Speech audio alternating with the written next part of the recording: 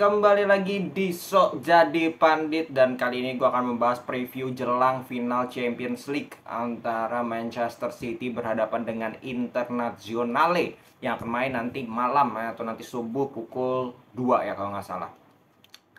Jadi ya, orang banyak yang tentu saja mengunggulkan Manchester City. Kita nggak usah berkelip lah ya, kita pun kalau kita nonton bola, sudah sering nonton bola, kita akan mengunggulkan Manchester City. Bahkan fans dari Inter Milan itu kebanyakan juga mungkin realistis ya, ada yang idealis ya, Inter pasti bisa menang, ada juga yang realistis dalam arti ya secara kekuatan, secara performa musim ini itu Manchester City jauh lebih bagus dibandingkan Internazionale. Nah, gue akan bahas dulu kemungkinan starting 11 seperti apa yang akan diturunkan oleh Man City dan juga oleh Inter. Man City kemungkinan akan turun dengan full team. Kalau kita ingat pada saat melawan Manchester United itu kan udah full team. Cuman yang gue lihat pada saat lawan MU itu, City itu tidak keluar 100%. Benar-benar City itu ya menyimpan juga nih kekuatan terbaik mereka untuk Champions League. Takutnya cedera, takutnya kecapean atau gimana, sehingga pada saat melawan Manchester United itu terlihat mainnya pun tidak ngegas. Ya mungkin ngegas 50 menit. Habis itu kelihatan itu City ketika habis mencetak gol, mereka lebih slow down. Itu kelihatan banget lawan MU. 2 kali momentum tersebut. Kan sempat disamain. Ngegas lagi, dapat gol lagi. Habis itu kendor lagi. Itu menurut gua itu bukan kebetulan, itu jelas-jelas sudah ditanamkan mungkin di mindset pemain. Kalau kita udah unggul ya udah kita bertahan aja, kita lebih lebih slow down. MU juga nggak create banyak peluang sehingga ya tetap kita bisa menang tanpa cedera, sehingga Kevin De Bruyne pun diganti di pertandingan di pertandingan itu. Sehingga feeling gua di pertandingan nanti itu akan full team, akan 100%. Akan 100%. Ya gue nggak tahu apakah bisa sedahsyat pada saat lawan Real Madrid di leg kedua. Kalau bisa sedahsyat itu ya selesai. Selesai. Tim siapapun, bukan hanya Inter, itu selesai. Lo Madrid aja dibantai 4-0. Apalagi tim lain. Tapi yang menjadi permasalahan, kalau tidak seperti itu, misalkan berandai-andai bad days, pemain-pemain yang diturunkan Kevin De Bruyne, Gundogan, Haaland tidak bisa berbuat banyak, mereka masih ada pelapis. Alvarez contoh, ya kan, Foden, Mahrez yang bisa menjadi solusi. Sedangkan dari Inter pun full team. Mereka tidak pernah mengubah gaya permainan mereka 3-5-2. Kalau City tadi 3-2-4-1, dan formasi ini 3-2-4-1 ini belum ada yang mampu mengcrack. Belum ada yang mampu mengalahkan kualitas ketika bermain dengan serius ya. Contoh kemarin bisa dikalahin karena mainnya ya udah juara, udah nggak fokus lagi. Tapi kalau mereka fokus, mereka benar-benar main serius, itu sulit sekali dikalahkan.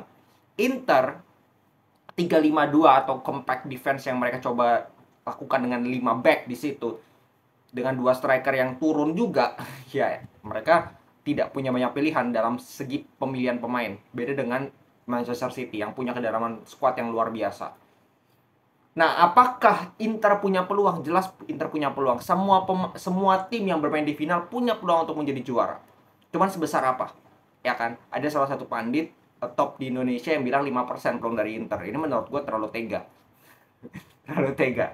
Ya, gue memberikan peluang untuk Inter di pertandingan kali ini 10%. 10%.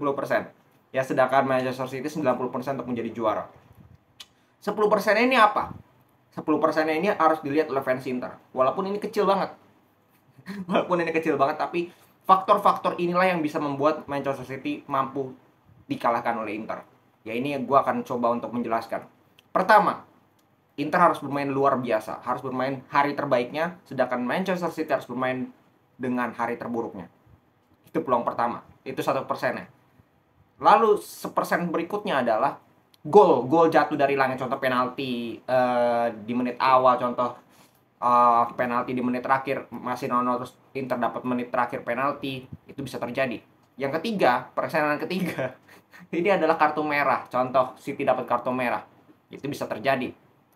Yang keempat, tiba-tiba pemain City pada saat latihan beberapa pemain itu cedera, yaitu 4%.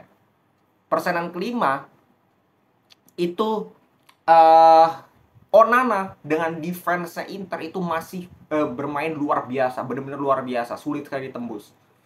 Benar-benar mereka no mistake lah. Itu persenan kelima. Dan 5% lagi adalah Inter harus benar-benar bermain as a team. Benar-benar harus bermain as a team. Dan mereka harus konsisten 90 menit. Bahkan kalau perlu lanjut sampai extra time. Mereka harus memaksakan itu sampai extra time.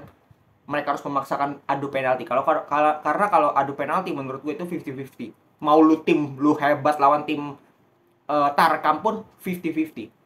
Tergantung mental lu siapa apa enggak rendang. Tergantung kehokian lu gimana juga. Nah, itu yang harus dipaksakan oleh Inter. Jadi 10%-nya sudah gue jelaskan apa aja yang harus dimanfaatkan oleh Inter. Kalau City jelas, mereka punya semuanya. Mereka mau treble, mereka sudah dapat 2 trofi. Mereka butuh trofi ketiga untuk menjustify treble mereka.